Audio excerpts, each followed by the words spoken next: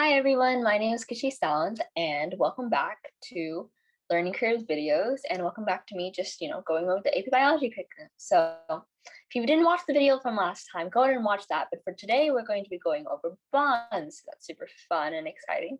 So yeah, let's go ahead and get started. Let me just start sharing my screen. So, all right, so let's go ahead and get started. So we're going to be talking about bonds, right? So there's three main categories that we've got to talk about for today. That is ionic bonds, covalent bonds, then IMX. I'll go over that in a bit. So first, let's go over ionic, right?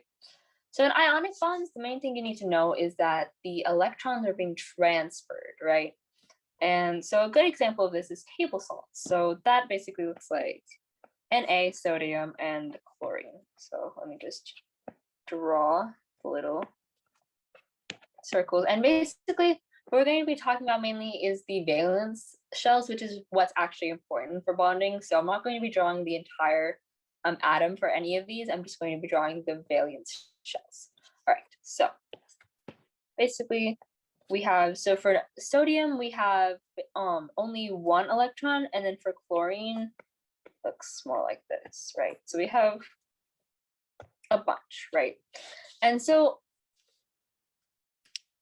what all atoms are trying to achieve something called the octet rule. And basically this is an all or nothing principle. So oct means 8, right? So it's either you're trying to get all 8 valence electrons, which is the most that a shell can carry, or nothing, right? And so what happens here is that this electron gets transferred here, and then it goes right here. And so then what happens then is that this shell kind of just disappears, and then this chlorine one is left with 8 valence electrons, which is what we want. It fulfills the octet rule. And so what happens as a result because of that is this Na, the atom giving the electron, becomes positive, and that is called a cation. And then the chlorine receiving it becomes negative, and that is called an anion, right? And so, yeah, that's really the main things you got to know about ionic is that the octet rule comes into play, that the electrons are being transferred, and the terminology of cation and anion, and also that these bonds are extremely strong. They're very, very strong. So that's the main thing you got to know about ionic bonds. All right, perfect. Okay, so now let's go on to covalent bonds. So there are two subcategories of covalent bonds, and they're nonpolar and polar. So first I want to go over nonpolar, right? And so a good example of this is carbon and hydrogen. These are called hydrocarbons. And so usually we see this in nature looking like, so you have this carbon, yes, hydrogen, hydrogen, hydrogen. It looks a little something like this usually, right? And so what happens is that like we have, this is how it ends up looking like. This purple dots are the electrons, right? And as you can see that all of these are like genuinely shared equal. Like look, in the hydrogen and then the carbon right here, there's 2 electrons. There's only those 2 electrons in the bond. And then here we have another hydrogen and then the 2 electrons. And then another one. So basically all of these are being genuinely fairly shared. Each bond only has like 2 electrons shared. So these are like genuinely fairly shared, and that's a very important characteristic of nonpolar bonding.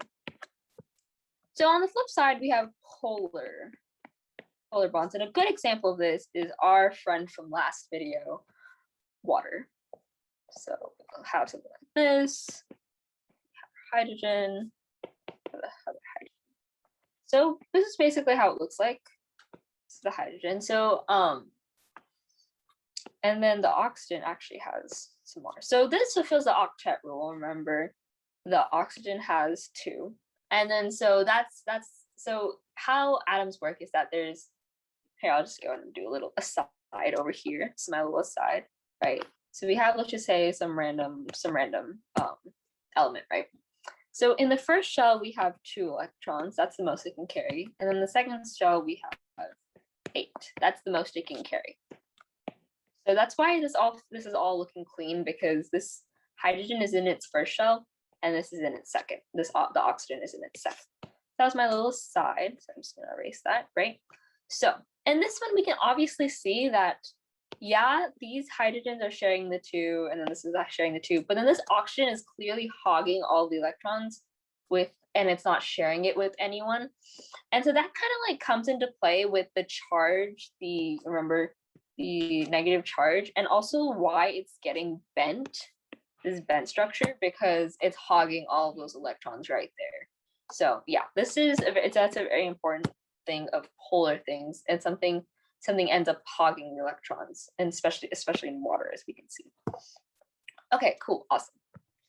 Right, so the last thing we got to go over is the INFs, which are called the intermolecular forces. So earlier we were talking about intramolecular forces, and intra means within the molecule, right? But inter is like different molecules going together. So that's why we could just call these IMFs intermolecular forces, just to make it a lot easier to remember, right? So there are two subcategories of this. First is the dipole, right? And so this is basically an interaction with positive and negative. So we got to bring back our good old friend water once more. So we have oxygen, hydrogen. This is negative, positive. And then I'm just gonna copy paste this. Copy, paste. Just gonna stick that. Actually, I'm gonna stick that down here, right? And I'm just gonna go move it really fast. Right, perfect. Okay, yeah. So we have this, right? And as we remember, this forms a hydrogen bond, right? And that's an example of a dipole-dipole interaction. And specifically, it's an example of the hydrogen bonding, right? So these hydrogen bonds are actually super, super important. I'm just gonna go and write that down. Hydrogen bond. These are super, super important. They result in cohesion, adhesion, which we were talking about earlier in the last video. But if you need a reminder, cohesion is literally this. And then it's between two water molecules. Adhesion is water and something else, for example, graduated cylinder. And it also results in, sorry, my throat's a little sore. It also is super important for surface tension.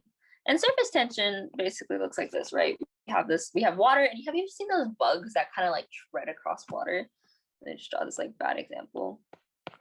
Yeah, basically what's happening is that there's like literally hydrogen bonding taking place. And that's how that bug is able to tread water. It's through hydrogen bonding. And you might be wondering what surface tension is. And surface tension is when the surface of the liquid is so strong that it's able to support a weight. That's why it's called surface at that tension. It's on the surface and there's like tension. And so, yeah, so that's why hydrogen bonds are extremely, extremely important.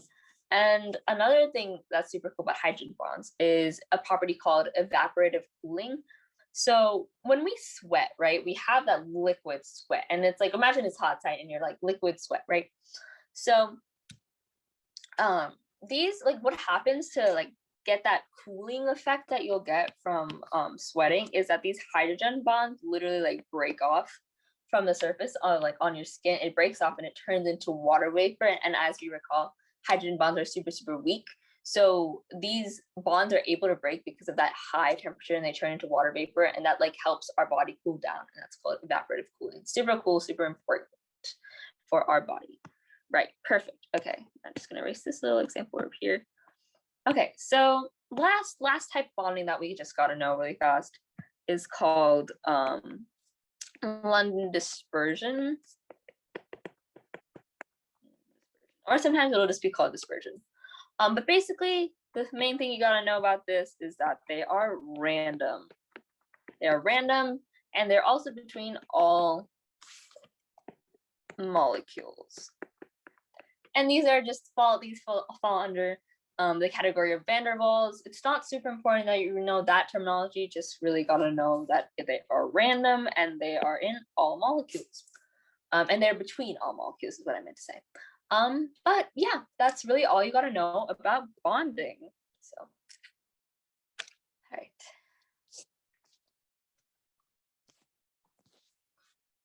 So yeah, that was my video about bonding. I hope you enjoyed that. I hope everything made sense. Tune in next time for where we continue going about the AP biology curriculum. And yeah, like also Learning Curve, our channel is doing a bunch of more different types of videos about like chemistry, math, really everything. And so if that sounds like your thing, go ahead and subscribe, check out those other videos made by other amazing tutors here at Learning Curve. And also, if you want some one-on-one tutoring, just to like really help you get some topics solid, go to check out our website, learningcurvetx.com. And we do free one-on-one tutoring for 30-minute sessions, and it's great. We can just like go over what you really need, your strengths and weaknesses, and we really help out like that. So yeah, if that sounds like your thing, visit our website. But yeah, so go ahead and subscribe to us. Tune in next time for more content. Adios.